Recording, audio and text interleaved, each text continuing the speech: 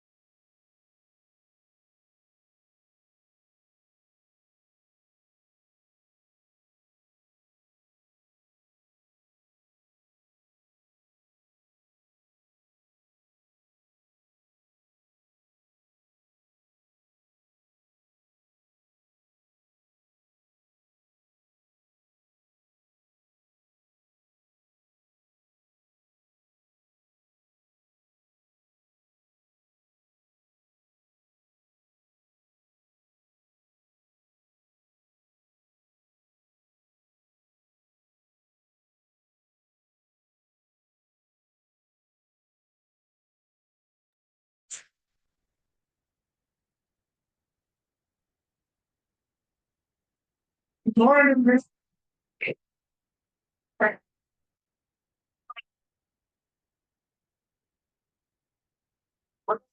Sorry, since it's just out to a speaker.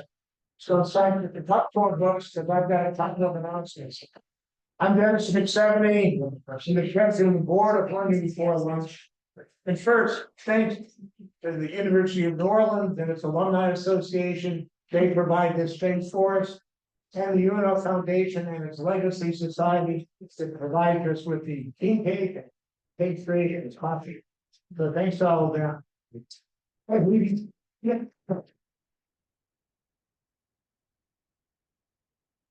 I'm yelling at you because the speaker already has the mic on. As soon as he's done, I'll put it over to him. Before we get our program, I just want to take a few minutes to introduce your 2020 board of directors. And it takes a long time to go through a board. If we applause for everyone, was in a meeting last week at the Association of College Honor Societies, and the president of that group this year is the executive director of Cal Beta Pi, the Engineering Honor Society, created in 1985. As actually, it's the oldest but not the first honor society. So I can explain that over coffee after. But they largely erect people, and they don't do applause after each point. They do an applause.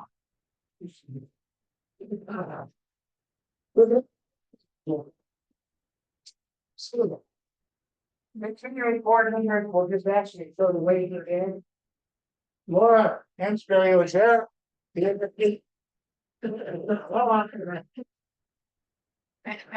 Duffy.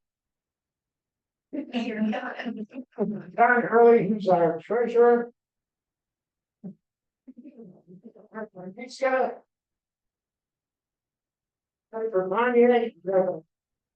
Marty does our Facebook and all of our interaction with the newspaper and that kind of stuff. And me, I'm the only county board member who's still around. Our plea in December resulted in us getting several new board members, all volunteers, like all of us. Barry Box. Barry's from Shreveport. He had a company that made and distributed concrete products. Pierre Champagne, who's Pierre is a retired engineer from AT&T and a UNO alumnus, supporter, and volunteer. Dr. Barbara Ferguson, she's an attorney, has been a school superintendent, all kinds of stuff, and former Learning Before Lunch board member. Jim Harvey is a retired environmental engineer from Dow. Started before they.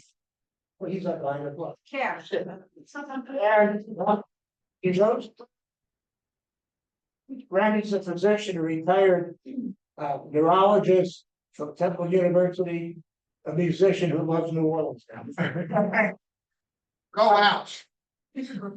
Board officers for this year, I was elected president. The board elects the officers.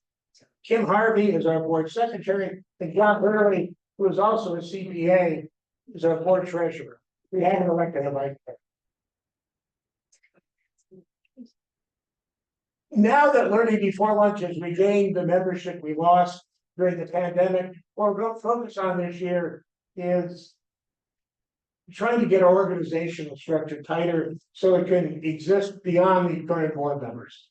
And so we're going to be working on that. And the bylaws actually call for board members in the fall and then elections in December or January. And we will begin doing that. And this board will be in place unless anybody objects to it.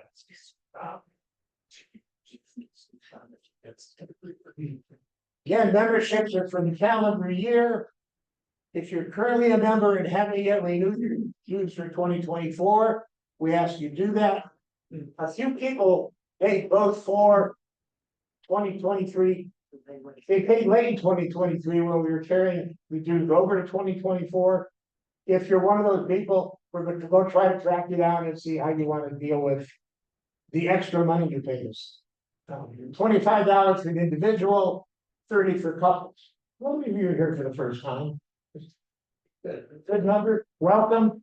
Uh, we hope you'll consider joining. If you prefer, we ask for $5 a session. Those funds, they pay for our Facebook advertising, our website, and those kinds of things. We've also, for the people online, we've been getting technology together so we can really have technology that actually works and you don't spend the first half watching us try to get it working. Finally, I ask that you turn off your cell phones, put them on mute or airplane mode. If you're attending via Zoom, be sure you're muted. And with that, I'll turn the program over to Laura, who will introduce our speaker. Hello, welcome.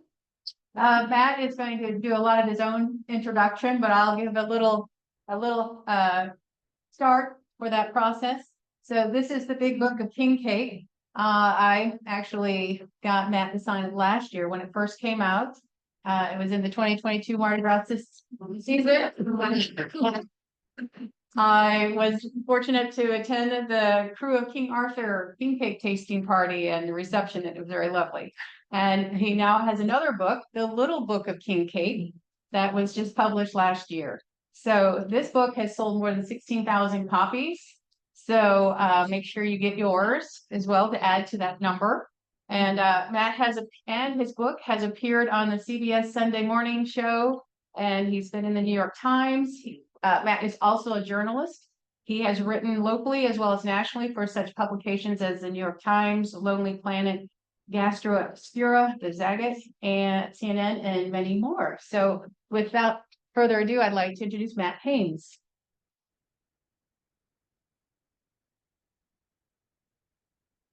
Hey everyone. Can you hear me okay? Yeah. All right. People in the back, you can hear it all right? So I'm Matt. Thank you very, very much for having me here. I love this clap thing. I teach an after school program, and so teachers clap by doing this like snap thing, which is fine, but this one clap, I'm gonna bring it everywhere I go. So I figured I will start with just a little bit about some of my king cake credentials, so you don't think I'm a king cake hack. And it starts. This part sometimes gets me booed. I'm from New York originally. New York right there too. Oh, now.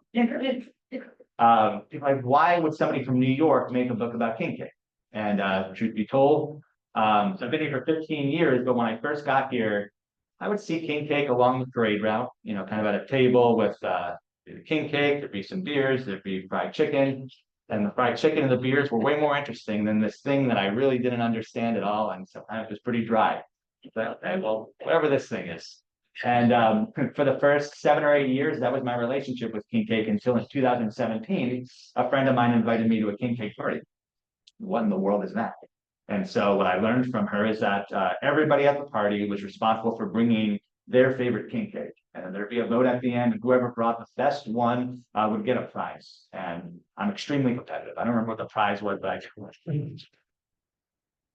And so I set out, I'm like, well, I don't know who's got the best king cake, but I'm determined to win this thing. And so I Googled top king cakes in New Orleans. And the first thing that I saw was an Ian McNulty top 10 king cake list. And I was like, great, this is a good play. I'll just try these 10 king cakes, put them in a spreadsheet, rate them, whichever one I like that, repeat the winner, I'll win. And so I did that. And then before I got started, I saw, well, just below that top 10 list on Google, there was a top 25 list of king cakes. Those 25 were all different than those 10. I was like, oh boy, okay, I guess I have to try 35 king cakes. And pretty soon my spreadsheet was like 140 something king cakes long. And I didn't eat them all, but I ate 88 of them that year. It was a long carnival season, but I think no carnival season was long enough to eat 88 king cakes. I wasn't a writer or anything like that then. And so I had nothing really to do with this spreadsheet. And I just kind of logged in my mind, wow, these are all really beautiful and way more different than I thought, with way more varieties than I thought there were. And so maybe 2 months after that, I left New Orleans briefly to go hike the Appalachian Trail. And it doesn't sound like that has anything to do with king cake, except that everybody gets a trail nickname. that they go by that entire time. And other people would have trail names like Roadrunner or like really cool nicknames like, I don't know, Trail Warrior or something. Mine was King Cake. It's called King Cake. Literally for 6 months, nobody called me Matt. They just called me King Cake. And so I wrote a little bit while I was on the trail, and I had a great time doing that. And I thought, well, maybe I should try to be a writer when I get back to New Orleans. And so I did, and it went okay. But every season I would write about king cake and what I knew about all these different varieties. And those articles would go better than anything else I was writing the entire year. And after about 3 years of that cycle, I was like, huh, all right, I wonder maybe I could write a book about this or something. I wonder when the last time somebody wrote a book about king cake was. It turns out nobody had ever written about king cake, surprisingly. And so back in 2021, I started writing the big book of king cake. It features 75 different New Orleans bakeries and the stories behind each of their king cakes. And I'll share some of those stories toward the end of the presentation today. And it has more than 1,000 photos in there as well. Like I said, they're beautiful. I thought I was writing a book just about how pretty these cakes were, but pretty quickly as I talked to bakers, realized this is way more interesting. It's about the people who make the cakes rather than just the cakes themselves. And so that's how the big book came about. And I, like I said, teach this after school program. And so I was like, oh, they're going to be so impressed with Mr. Matt. I'm going to bring in this book and they're going to be like, holy cow, Mr. Matt, they're third graders. Mr. Matt, you're the best. And so I brought the book in and they didn't say that. One of the kids was like, hey, Mr. Matt, why would you write a book about king cake? That's a very good question. And also I thought, like maybe kids here don't have to think about what makes king cake special. Maybe they take it a little bit for granted. And so perhaps a children's book kind of showing what makes king cake special could be something valuable. And so it's the story of Miley. She's a third grader and she gets the king cake baby at school. And so she's responsible for bringing the next cake. But there are so many different kinds and all her classmates are telling her which one they want. And she kind of gets overwhelmed and anxious. She doesn't know which one to bring.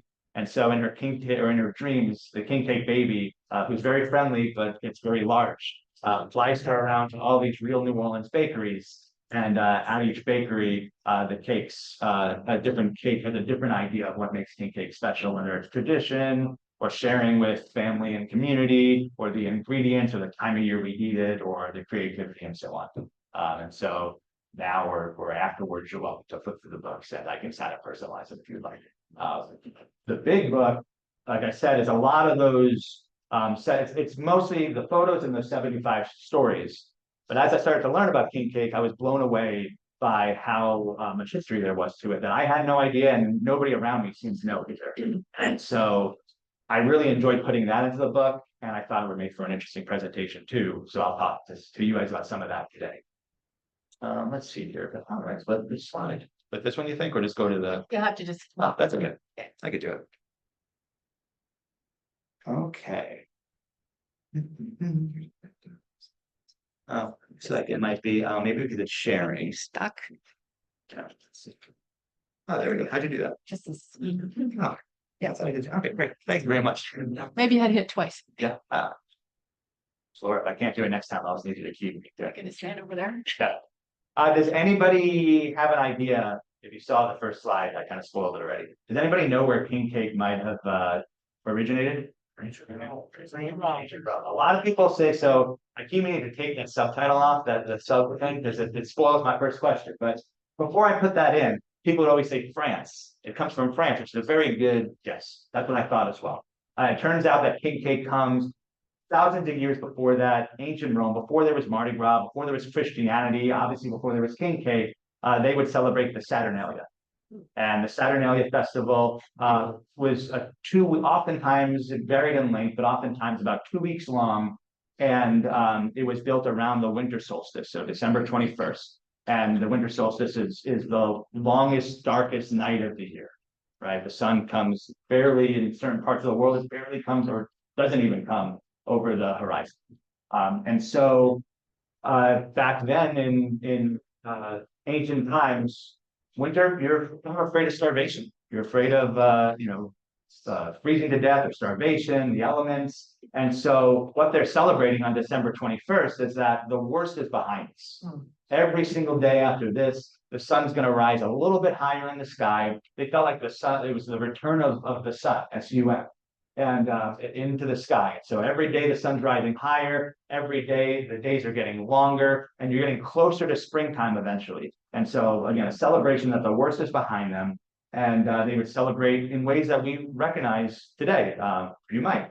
They would dress in colorful costumes. They parade in the streets. They would eat too much and they drink too much. And they'd sing, schools would be closed. All these things that sound a little bit like our Mardi Gras. And in the middle of those feasts, they would have a cake that food historians, nobody knows for sure, but maybe looks a little something like this. This is a galette de roi from France, but food historians think that Saturnalia cake might have looked like this, round like the sun, as they're celebrating the sun, golden like the sun. And inside that cake, there'd be a bean. And thousands of years ago, there'd be a bean hidden inside that cake. And whoever got the slice with the bean hidden inside would be crowned king or queen of the Saturnalia festival. Just like today, if a kid gets the baby inside the king cake, they're king or queen of the classroom and sometimes get a crown. Same thing in your office break room. And can you guys tell me what's the other thing that happens if you get the baby inside the cake? You gotta buy the next cake. In Rome, you didn't have to buy the next cake, but you were sacrificed to the god. So much higher stakes situation.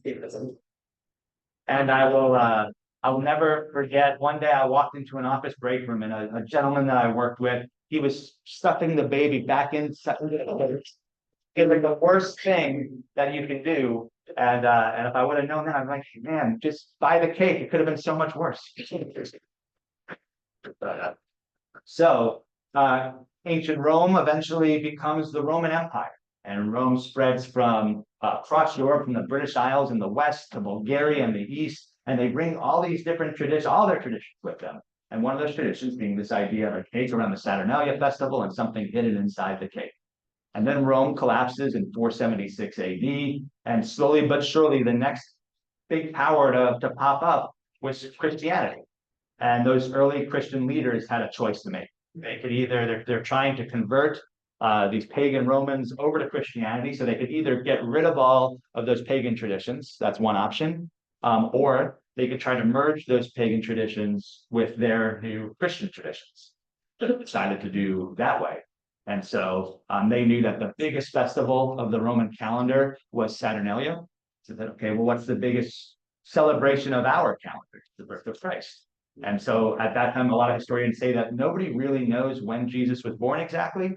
And so they said, well, why don't we just put these two things right on top of each other? So Christmas ended up being around the same time of year, near the winter solstice. And Christmas, now we kind of think of it as being one day or maybe 1.5 days if we count Christmas Eve. But we all know about the 12 days of Christmas. And so just like Saturnalia, it's this big, long festival. And on the 12th night of Christmas, Christians believe that the three kings found baby Jesus at the Epiphany and presented their three gifts. And that's a big celebration. And in some cultures today, still, that's a bigger celebration than Christmas itself. And back then, for a lot of people, that was the 12th night of Christmas was a big one. And so nowadays, we associate 12th night as the start of carnival season. We associate king cake as being a carnival season treat or a Mardi Gras treat. But back then, it was truly just a Christmas time thing. And some people, I'll show you the next slide here. So these are all different king cakes from around Europe, and some in one in Mexico as well. And so these all exist to this day. So people a lot of times in Louisiana understandably think that king cake is just a Louisiana thing. But on January 6th, or right about there, in many different countries, they have a version of king cake. And even in early Louisiana, it was something that was eaten on January 6th. It had nothing to do with Mardi Gras. So I'll introduce a couple of these different cakes to you. So the one over on the side there, that's the Vasilopita from Greece. And that's one of the examples that's not on January 6th. It is during the 12 days of Christmas. They do it for New Year's. So that is in the 12 days of Christmas. And they denote the incoming year by putting fava beans on top of the cake. And then they'll have a coin hidden inside them. So if you get the coin maybe at your office, your work vasa la pita, you are set to get a really nice bonus. That's nice. If you get a coin on in your family vasa la pita, you'll get a really nice gift, something that'll make your siblings really jealous. Right here in the middle is the banitsa from Bulgaria. And so for the banitsa, every single piece of this cake, which is one of the examples, it's not round, the others tend to be. But the banitsa, there's a fortune hidden inside each of the different slices. And so maybe you get the slice with the fortune that says your prosperity, so you're gonna have a very prosperous year. Or maybe you get a slice that says education, so you're gonna have a very learned year. Or maybe you get the slice that says pregnancy, and hopefully you want to be pregnant. And then over here is the Dreikönigskuchen from South Germany, where the Catholics are, as well as Switzerland. And so, if you kind of remove that middle piece out, it starts to look a little bit more like our king cake. They similarly have a little figurine hidden inside one of the different pieces, and whoever gets that figurine is crowned king or queen of their 12th night party. So those look, you can make a case that, well, they've got something hidden inside them. They're mostly round. So, okay, there's some similarities, but I think these ones look a whole lot more like our king cake. And so that one on the far side is the Rosca de Reyes from Mexico and Spain. And then Rosca de Reyes, just like Dreikönigskuchen from Germany, translates the cake of the three kings. Rosca de Reyes translates the cake of kings. Over here, we've got the Bolorei from Portugal. Again, Bolorei translates the cake of kings. And then in the middle, we've got the Gâteau des Rois from southern France. And so we talked before about the Galette des Rois from northern France, the Gâteau des Rois from southern France. And that is the cake that is very likely, historians believe that's the cake that came over. Early Louisiana king cakes look something like that. And in fact, if you look at old newspaper archives from the 1800s and you see a king cake, which back then they called a three kings cake for the three kings, and then it became a king's cake before it eventually became a king cake. If you look at those descriptions, it would be a ring-shaped brioche dough with not very sweet, but then with candied fruit on the top. And then sometimes they describe it as having kind of a mound of candy coming out of the middle as well, like coming up from that space in the middle. These, obviously, there are many similarities to our king cake. Some people think that the ring shape is meant to be the crown that the three kings would have worn.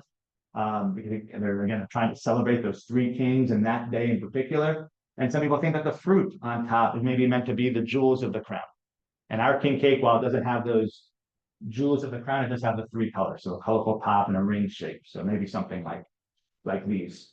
The reason that a lot of people think that middle one has more to do with early Louisiana king cake than the Galette des Rois is because NOLA.com, well, for one example, NOLA.com did this great article about how they traced southeastern Louisiana last names to where they came from, and they found that those last names way more frequently came from southern France as opposed to other parts of France. And so if a lot of southern French settlers are coming to New Orleans to start, then they're going to bring the cake that they're used to eating, obviously.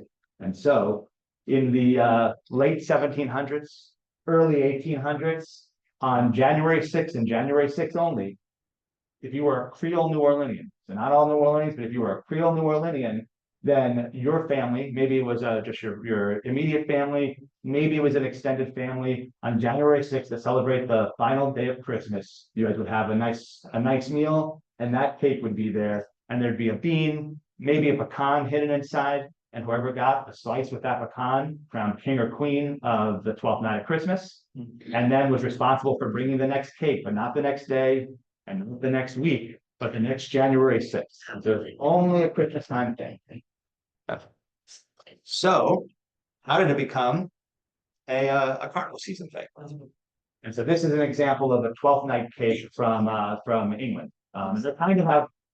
They've been replaced mostly by Christmas pudding, which if you ever heard Christmas pudding, I don't know much about it. I know I was surprised to know it's a cake instead of what we think of as pudding. And there's stirring around coins into the batter. The coins are meant to be good luck, just like a lot of people think getting the baby or Bev or whatever is also good luck. And eating the same, during Christmas. This one would have been eaten at the end of Christmas. Christmas pudding is more frequently eaten at the start of Christmas. But In the 1830s, carnival season is, or carnival culture is starting to, I don't know, gain some steam. And by 1870, you start to note some crews that we recognize to this day. I think Crew of Rex pops up sometime around then. The 12th Night Revelers had their first ball in 1870, and they had it probably because you get a day off on the 12th night of Christmas, probably because it feels like the start of carnival season. But several of these crews would have their big celebration